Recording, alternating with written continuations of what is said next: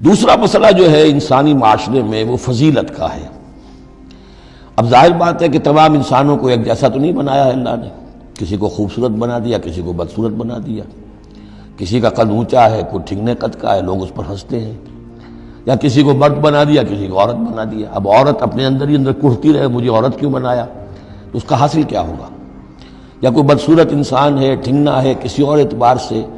دوسرا شخص ہے وہ دیکھتا ہے کہ وہ تو بڑا اچھا ہے، تو اب اس کے اوپر کڑھنے کی بجائے کیا ہونا چاہیے کہ اللہ تعالیٰ نے مجھے جو کچھ دیا ہے مجھے اس کے اوپر صبر اور شکر کرنا چاہیے، اور جو فضل ہے کسی اور چیز میں بھی ہو سکتا ہے، میں نیکی میں آگے بڑھ جاؤں، میں خیر کے کاموں میں آگے بڑھ جاؤں، میں علم میں آگے بڑھ جاؤں، تو یہ چیزیں جو ہیں انسان دوسری چیزوں سے اپنی ان کی تلافی کر لے، بجائے اس کے کہ ایک نیگیٹو اس کی سائیکالوجی ڈیولپ ہوتی چلی جائے، کڑھنا اور اندر ہی اندر جھڑتے رہنا، جس سے کہ پھر طرح طرح کی جو ذہنی بیماریاں پیدا ہوتی ہیں، انہی کانفلکٹس کی وجہ سے، انہی فرسٹریشنز کی وجہ سے مینٹل بیلنس آدمی لوز کر بیٹھتا ہے۔ تو اس کی بجائے دیکھیے کس قدر عمدہ تعلیم دی جا رہی ہے، وَلَا تَتَمَنَّوْا مَا فَضَّلَ اللَّهُ بِهِ بَعْضَكُمْ عَلَىٰ بَعْضٍ، اور تمنا نہ کیا کرو اس شے کی کہ جس کے ذریعے سے اللہ نے تم میں سے بعض کو بعض پر فضیلت دے دی ہے۔ اب اللہ کی دی ہوئی فضیلت ہے، اس میں آپ تمنا کریں،